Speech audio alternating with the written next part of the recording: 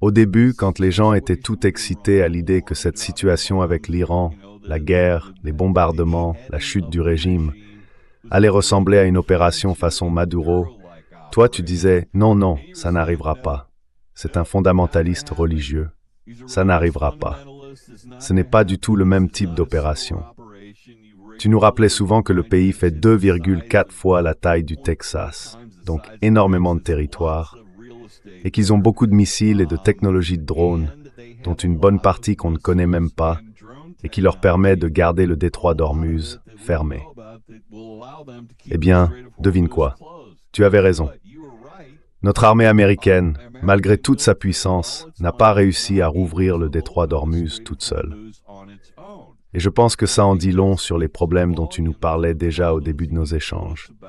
Tu avais raison. Si on avait pu rouvrir le détroit d'Ormuz, on l'aurait déjà fait. J'ai bien compris.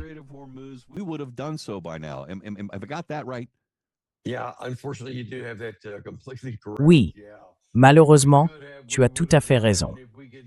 Si on avait pu le faire, on l'aurait fait. Et si on pouvait le faire maintenant, on le ferait encore. On ne chercherait pas à conclure un accord, quel qu'il soit, surtout pas un où on n'a pas tout le rapport de force de notre côté. Parce que normalement, c'est nous qui fixons les règles et les conditions. Mais là, on ne peut pas. Et l'Iran sait très bien le levier qu'ils ont et à quel point on est limité, malgré la puissance militaire considérable qu'on possède. Vraiment considérable. Mais pour cette mission-là, pour prendre le contrôle d'un pays et de tout ce que tu viens d'évoquer, c'est tout simplement pas suffisant. Peu importe à quel point certains aimeraient que ce soit le cas. Aujourd'hui, on est confronté à cette réalité brutale et il va falloir faire face à quelque chose, Brian, qu'on n'a pas eu à affronter depuis une génération. Le fait que ce n'est plus nous seuls qui décidons, que quelqu'un d'autre a du levier et qu'on va devoir donner quelque chose pour obtenir quelque chose.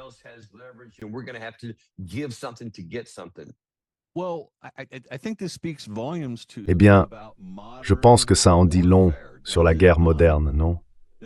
Qu'un pays comme l'Iran, ou franchement n'importe quel pays sur la planète, même les cartels de la drogue utilisent des drones. Ces drones ont complètement bouleversé les opérations militaires. Un pays comme l'Iran, avec des milliers de drones cachés dans de petits bâtiments un peu partout, peut littéralement faire exploser des navires valant plusieurs milliards de dollars qui naviguent dans le détroit d'Ormuz. C'est un fait, pas vrai?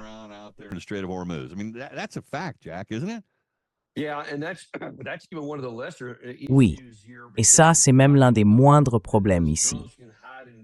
Parce que ce n'est pas seulement que les drones peuvent se cacher dans des bâtiments ou un peu partout, c'est qu'ils peuvent aussi se cacher sous terre.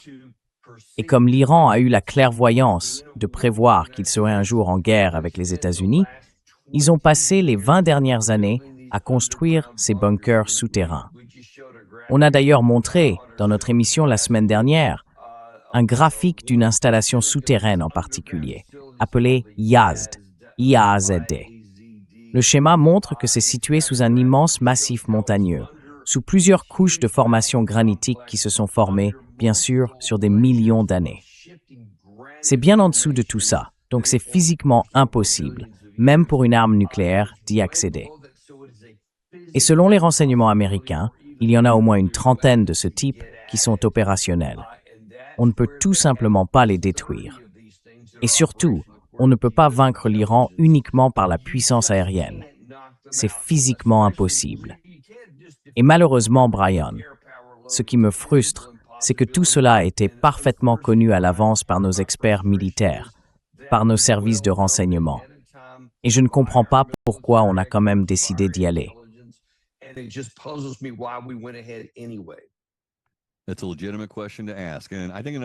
C'est une question tout à fait légitime. Et je pense qu'il y en a une autre qu'on peut aussi poser, surtout que vous avez d'excellentes sources internes. Je dois vous en féliciter. Donald Trump a déjà signé cet accord, ce protocole d'entente qui va fixer les conditions pour les 60 prochains jours, afin de négocier littéralement les aspects les plus difficiles de tout ce qu'on pourra négocier avec les Iraniens. Mais apparemment, on va rouvrir le détroit. On va les laisser utiliser leur port. Cette partie-là, c'est déjà réglé. Vous avez lu l'accord? Moi, je n'arrive pas à le trouver. Daniel Davis. I can't find it anywhere, Daniel Davis. Eh bien, il n'y a eu aucun accord. Rien n'a été conclu par les États-Unis. C'est justement ce qui provoque tant de frustration. Et je regardais, juste avant qu'on prenne l'antenne, les réactions de plusieurs des plus grands alliés et soutiens du président Trump. Il y a beaucoup d'agacement, parce qu'on parle sans arrêt de cet accord qu'il a signé, qu'il présente comme meilleur que celui d'Obama, comme quelque chose d'incroyable. Et tout ça, mais sans aucun détail. Aucun. Pendant ce temps, la partie iranienne a publié ce qu'elle affirme être le texte que les deux camps ont signé et approuvé. Et croyez-moi, ça n'a rien à voir avec ce que dit le président Trump. Et il y a beaucoup d'éléments dedans. C'est d'ailleurs l'une des raisons pour lesquelles ses partisans sont frustrés. Ils se disent « non, ce n'est sûrement pas le vrai texte ».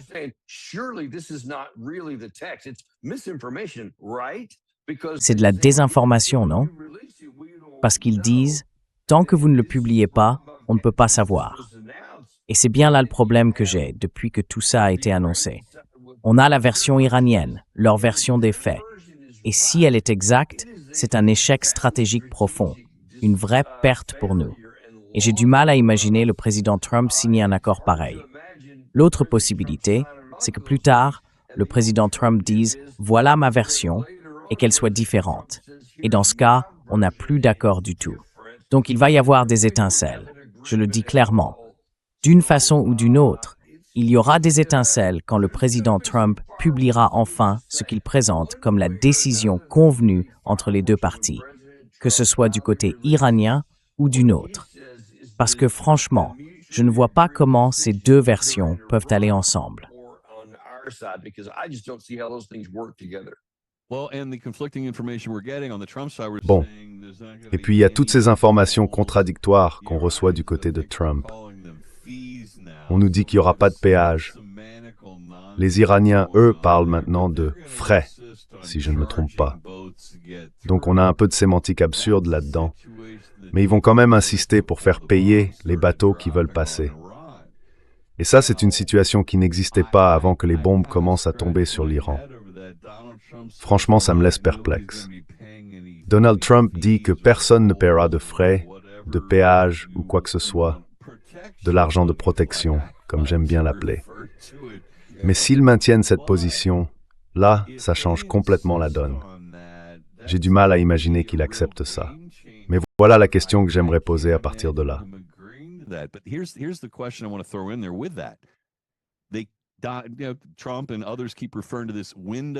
Trump et d'autres parlent sans arrêt de cette fameuse période, cette fenêtre de 60 jours, pour négocier tous ces points plus délicats, plus problématiques avec les Iraniens. Moi, je suis convaincu, c'est mon intuition, ma lecture entre les lignes, que ce délai sera prolongé parce que tout se joue dans les détails. Bon, désolé, on n'a pas réussi à conclure. Mais au fond, est-ce qu'on n'essaie pas simplement de tenir jusqu'à l'élection de novembre en espérant un peu de répit sur les prix de l'essence? Est-ce que tout se résume à ça? Les Américains n'ont pas la volonté de supporter une guerre d'usure sur le long terme. Si on maintenait les ports iraniens fermés et leur économie à genoux pendant des mois, voire des années, peut-être qu'on finirait par gagner. Ça semble être notre seule option pour l'instant, une stratégie de blocage à long terme.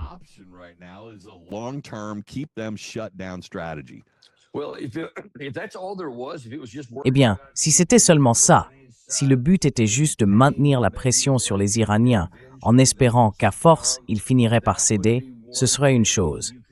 Et dans ce cas, on pourrait peut-être tenir sur la durée. Mais ce n'est pas possible. Notre économie ne peut pas supporter 60 jours de plus avec le détroit d'Ormuz fermé. Alors inutile de parler de novembre ou d'une période encore plus longue. Et c'est exactement ce que l'Iran calcule. Ils savent très bien que la douleur provoquée par notre blocus est énorme. J'ai parlé à plusieurs sources iraniennes et toutes m'ont dit la même chose. Ce n'est pas une plaisanterie. Ça nous fait vraiment mal. Ça provoque de l'inflation.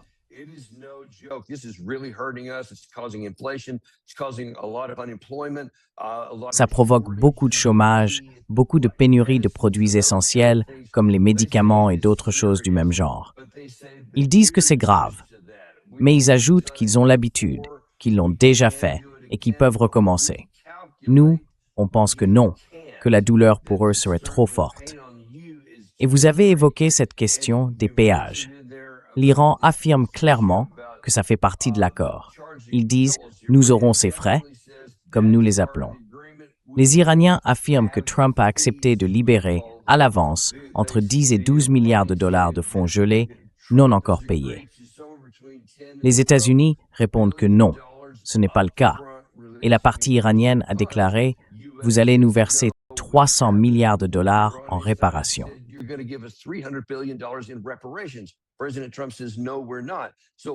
Le président Trump dit non, ce n'est pas le cas. Donc ces positions sont profondément incompatibles. Et puis, il y a la plus grande question de toutes, la situation israélienne. Parce que les Israéliens sont furieux. Furieux à l'idée que visiblement Netanyahou soit contraint d'arrêter les opérations et de se retirer du Liban. Ils disent que c'est essentiel à leur sécurité nationale.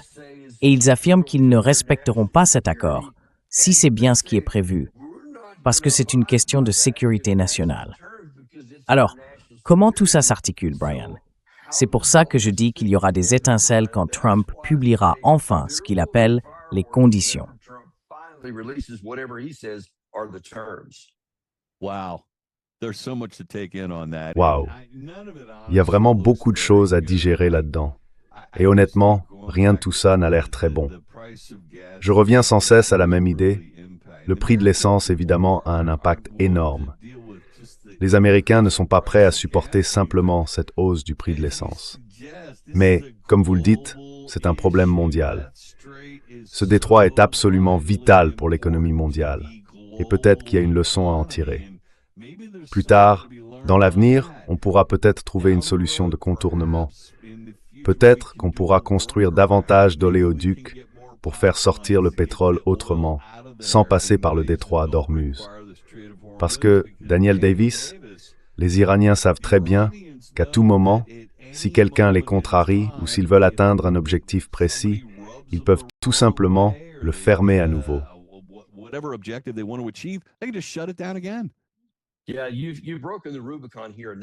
Oui, là, vous avez franchi le Rubicon.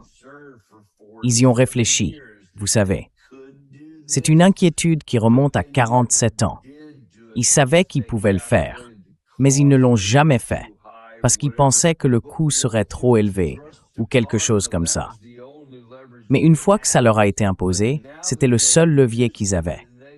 Et maintenant qu'ils s'en sont servis, qu'ils ont vu à quel point c'est efficace et qu'on ne peut pas l'écarter, je vous garantis que si on les contrarie, ce sera tout de suite dans leur esprit.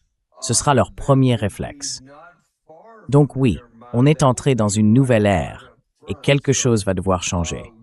Mais il faudra encore de nombreuses années avant qu'on trouve des solutions de contournement. Pour l'instant, il faut d'abord régler cet accord.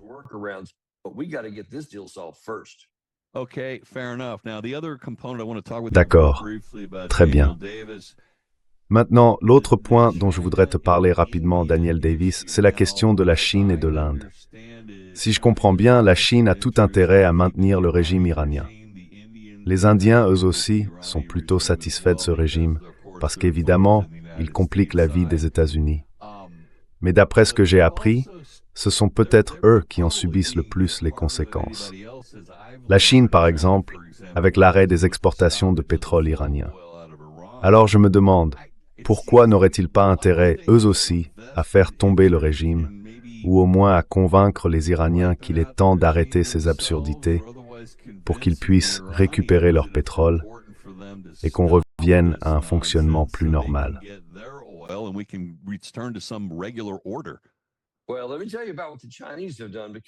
Eh bien, laissez-moi vous expliquer ce que les Chinois ont fait, parce que eux aussi avaient anticipé cette possibilité. Ils disposent de réserves stratégiques de pétrole énormes. J'ai oublié les chiffres exacts pour les nôtres, mais les leurs sont environ 5 fois plus importantes. Ce qu'ils ont fait, c'est quelque chose que personne n'avait prévu. Et c'est pour ça que le prix du baril est resté contenu autour de $100 depuis le début de cette situation.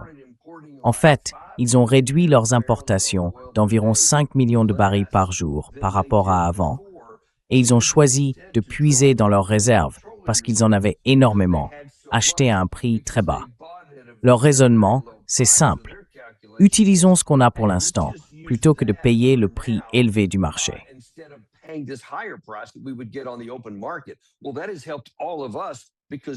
Eh bien, ça nous a aidés tous, parce que sinon, on aurait eu un déficit d'environ 20 millions de barils par jour, et là, il est tombé à environ 15. Et puis, il y a aussi la baisse de la demande dans d'autres régions, comme en Inde, en Indonésie, en Corée du Sud, au Japon, où ils ont déjà commencé à réduire leur consommation. Tout ça, mis ensemble, a permis de contenir un peu la situation. Mais si la Chine décide de dire « bon, on arrête, on ne puise plus dans nos réserves », alors là, tout le monde se retrouve avec une flambée massive des prix du pétrole, simplement parce qu'il n'y a pas assez d'offres. Mais la Chine ne peut pas aller indéfiniment dans cette direction, pas plus que pour d'autres mesures de ce genre.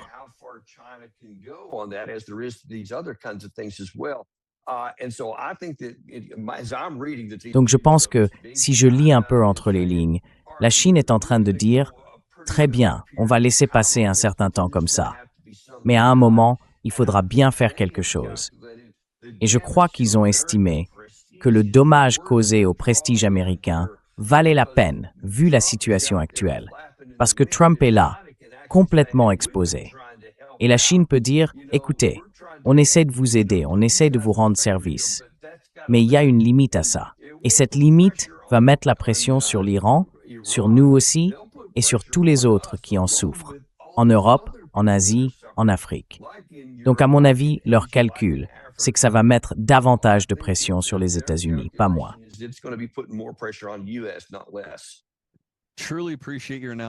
J'apprécie vraiment ton analyse sur ce sujet, comme je l'ai fait depuis qu'on discute d'autres questions. Tu as été clairvoyant sur toute cette affaire, et je te félicite pour la précision de tes informations. Même si les nouvelles sont mauvaises, tu as été comme une douche froide de réalité. Et parfois, il faut bien que quelqu'un la verse sur les gens, Daniel.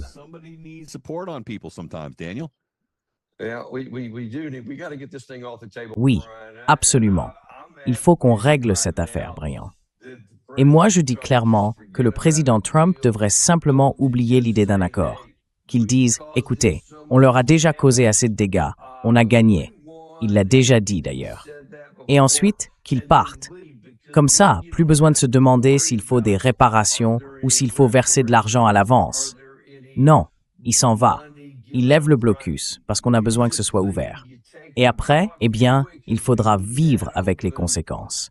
Sinon, il va se retrouver avec une tempête politique chez lui et on verra bien comment il s'en sortira. Aucune hésitation là-dessus. Le popcorn reste de côté. Daniel Davis, Deep Dive. Où que vous écoutiez vos podcasts, cherchez Daniel Davis et branchez-vous sur le Morning Show de 55 KRC chaque mardi à 8h30. Prends soin de toi, mon ami. On se parle la semaine prochaine. À bientôt.